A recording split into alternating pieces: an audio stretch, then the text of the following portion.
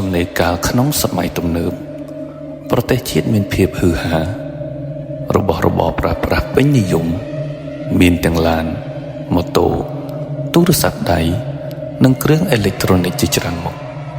ដែលសម្រួលឲ្យការរស់នៅរបស់ប្រជាជនមានភាពងាយស្រួលជាខ្លាំង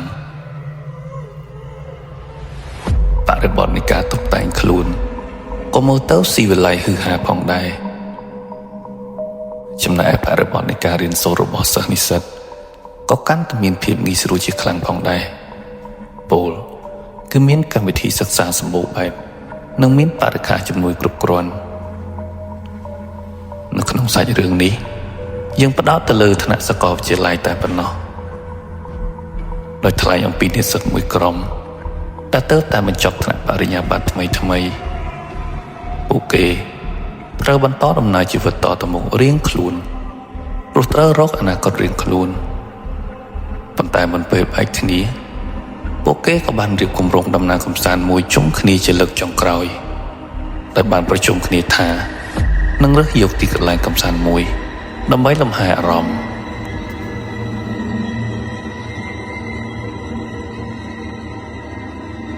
ក្រុមនិស្សិតបានពិភាក្សាគ្នាអ្នកខ្លះផ្ដល់យោបល់ថាគួរតាទៅលេងសមុទ្រអ្នកខ្លះក៏ថាគួរតាទៅលេងតំបន់អរិយធម៌ដូចជាប្រាសាទបុរាណនានាអ្នកខ្លះគិតថាគួរតាទៅលេងទឹកជ្រោះក៏ប៉ុន្តែក៏មាននិស្សិតម្នាក់បានឲ្យយោបល់ថាសមុទ្រប្រាសាទទឹកជ្រោះអ្នកទាំងអស់គ្នាប្រហែលជាធ្លាប់ទៅបានជាញឹកញាប់ហើយខ្ញុំគិតថាយើងគួរតែបោះតង់ក្នុងព្រៃម្ដងតែយ៉ាងម៉េចដែរព្រោះវាប្លែកហើយក៏ជាបទពិសោធន៍ថ្មីសម្រាប់ពួកយើងផងដែរក្រោយពីនិយាយគ្នាហើយក្រុមនិស្សិតផ្សេងទៀតក៏មានចំណាប់អារម្មណ៍ជាខ្លាំងហើយក៏សោះស្រួលគ្នាសម្រាប់យកទីតាំងក្នុងព្រៃដើម្បីជាដំណើរកម្សាន្តជុំគ្នាចុងក្រោយរបស់ពួកគេទៅចុះពួកគេបានកំណត់ពេលវេលានិងស្រាវជ្រាវក្នុងប្រព័ន្ធអ៊ីនធឺណិតដើម្បីស្វែងរកទីតាំងសុវត្ថិភាពណាមួយសម្រាប់ដំណើរកម្សាន្តរបស់ពួកគេដល់ថ្ងៃកំណត់ម្នាក់បានរៀបចំសម្ភារៈដូចជាសម្លៀកបំពាក់តង់សម្រាប់គេងអាហារហូបចុកពិលនិងចង្កៀងសម្រាប់បំភ្លឺដែកកេះសម្រាប់ដុតភ្លើងព្រមទាំងមានហ្គីតាសម្រាប់លេងតន្ត្រីកំដរពេលរាត្រីជុំគ្នាមុនពេលចូលគេងផងដែរ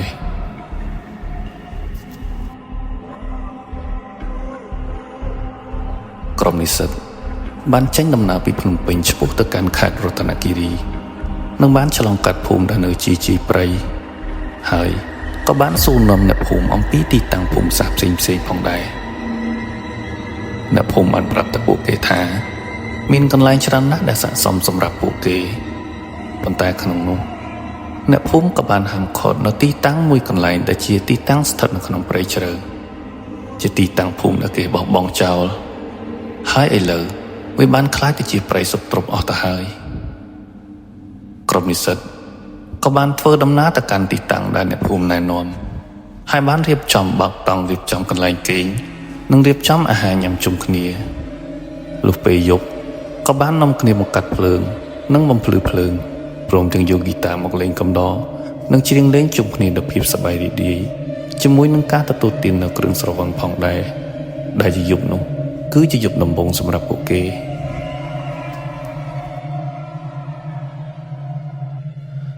យប់ជ្រៅបន្តិច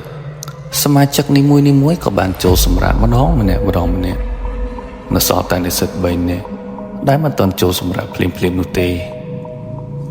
និស្សិតម្នាក់ក៏បាននិយាយថាគ្នាឆ្ងល់ណាស់ហេតុអ្វីបានជាអ្នកភូមិហាមមិនអោយពួកយើងចូលទៅក្នុងភូមិដែលគេបោះបង់ចោលនោះតើវាមានអាចកំបាំងអ្វីទៅ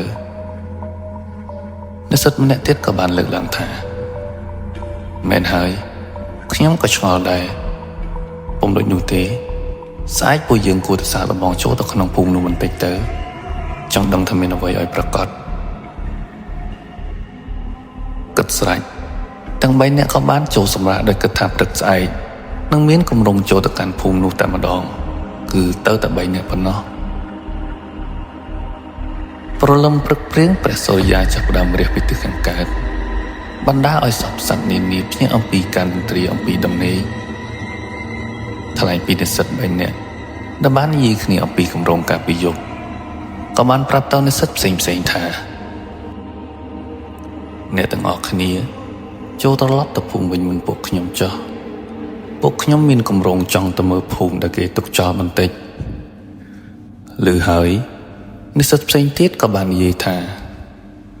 ក្រែងអ្នកភូមិហាមិនអោយចូលទេមិនបានចង់ចូលទៅទីនោះអីចឹង3អ្នកនោះក៏តបថាពួកខ្ញុំគ្រាន់តែចង់ចូលទៅមើលមួយផ្លែតប៉ុណ្ណោះបន្តិចក៏ត្រឡប់ទៅតាមក្រោយហើយអ្នកផ្សេងទៀតក៏ស្រដីឡើងថាមិនកើតទេបើទៅភូមិត្រូវទៅទាំងអស់គ្នាតែបើទៅទីនោះក៏ត្រូវទៅទាំងអស់គ្នាដូចគ្នាហើយភ្លាម3អ្នកនោះក៏បន្តថាពួកខ្ញុំជ្រើសរើសថាទៅភូមិដែលគេទុកចោលនោះបើអ្នកទាំងអស់គ្នាចង់ទៅយើងនឹងទៅទាំងអស់គ្នាស្រស់ស្រួលគ្នាភ្លាមទាំងអស់គ្នាក៏សម្រេចចិត្តថាចូលទៅក្នុងភូមិដែលគេបោះបង់ចោលនោះតែម្ដងទៅដល់ក្នុងភូមិនោះគឺវាមានសភាពស្ងប់ស្ងាត់គ្មានមនុស្សនៅមានតែផ្ទះដែលគេទុកចោលជាច្រើនខ្នងដើរបណ្ដើរម្នាក់ព្រឺចឹងខ្នងបណ្ដើរអ្នកខ្លះថាទៅវិញទៅដឹងអីពួកយើងមើលទៅគួរឲ្យខ្លាចណាស់តែអ្នកខ្លះថាជ្រុលតែមកហើយដើរមើលឲ្យសពសិនទៅដើររហូតទៅបានដល់កន្លែងមួយដែលមានអារាមចំណាស់មួយដែលគេសាងសង់មិនទាន់រួចដែលវាមានសភាពទ្រុឌទ្រោមរំពាត់ដោយធូលីដីនិងសម្បុកពេញឃើញហើយធ្វើឲ្យក្រុមនិស្សិតមានកូនចិត្តចង់ចូលទៅមើលខាងក្នុងថាតើវាមានអ្វីខ្លះរួចក៏បបួលគ្នាចូលទៅក្នុងតែម្ដងនៅពេលដែលចូលទៅដល់ខាងក្នុងភ្លាមក៏ស្រាប់តែមានខ្យល់បក់មកយ៉ាងខ្លាំងធ្វើឲ្យធូលីដីដែលមាននៅជុំវិញនោះប៉ាងបង្កើតបានជាអាប់ងឹតឈិនធ្វើឲ្យក្រុមនិស្សិតវង្វេងស្រែករកគ្នាហើយក្រោយពីខ្យល់ស្ងប់ទៅវិញក្រុមនិស្សិតក៏បាត់អស់នូវសមាជិកមួយចំនួនពលគឺនៅសល់តែចំនួន6នាក់ប៉ុណ្ណោះពួកគេបានស្រែកហៅគ្នាតែមិនមានការឆ្លើយតបសោះឡើយ